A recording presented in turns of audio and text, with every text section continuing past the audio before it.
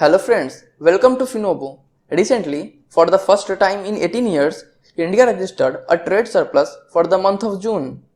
People are considering it good news for the economy. Is it really the good news or a warning signal? Let's take the answer.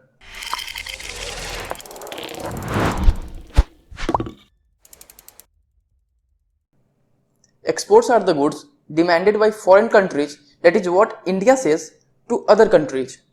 Imports are goods demanded by home country, that is what India buys from other countries. The positive difference between this export and import is called a trade surplus. If the difference is negative, it is called trade deficit. Every country wants to export more and import less so that they can earn more.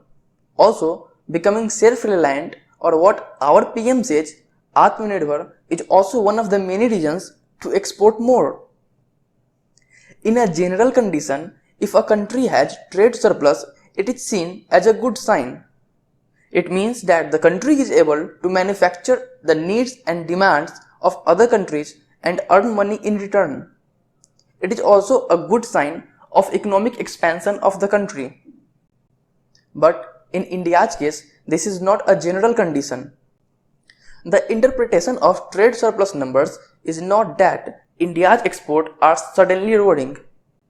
It does not mean that suddenly the country has become Atmanirbhar Bharat. What happened is that during June, merchandise export contracted 12.4% while the imports dipped 47.6%. The contraction of imports remained high as the crude oil imports fell 55.3% compared to the same period a year ago. The decline in import is substantial than the decline in exports. This decline in imports has led to a trade surplus of $790 million. You see, it is just more decline in import than export that led to trade surplus. You remember, positive difference between export and import led to trade surplus. This reduced import is the result of destroyed domestic demand in India. Did you know that the figures of trade surplus is in US dollars? Have you ever thought why dollar is the king of currencies? Soon I am coming up with a video to answer this question. It is a good idea to subscribe my channel so that you can get all updates. Now because you have subscribed, let's go ahead. The complete shutdown of Indian economy because of COVID-19 for nearly 2 months has hampered it a lot.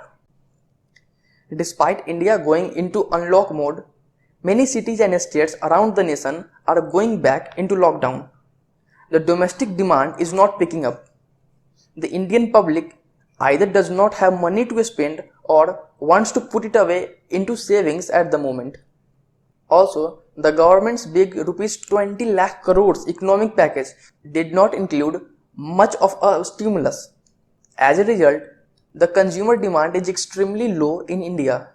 Among the 30 major items, import of only vegetable oils, pulses, sulfur, unroasted iron pyrites and pharmaceutical products registered a growth.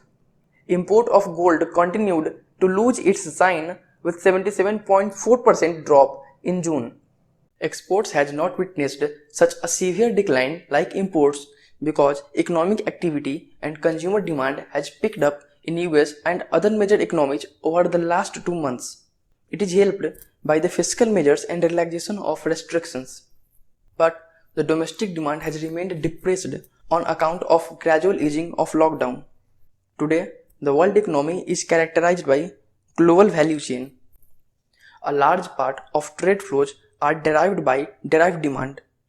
For example, if laptop factories were importing batteries and motherboard for the final product, a fall in production of laptops will lead to a fall in import of batteries and motherboards.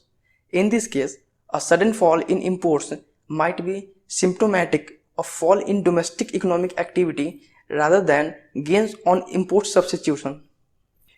India mostly has a trade deficit because of its inability to export more and import less. Large imports of oil, gold and electronics have chronically inflated our import bills. Finally, this trade surplus is a warning for the Indian economy because the decline in import, especially in merchandise goods, points towards a contraction of demand in the real economy. Government really has to make sure that the stimulus package is acting as a stimulus in stimulating the economy. Also, banks are hesitant to provide loans because they fear that their balance sheet may deteriorate. RBI has to make sure that banks are really providing loans which will ultimately help to increase the domestic demand. This video ends here.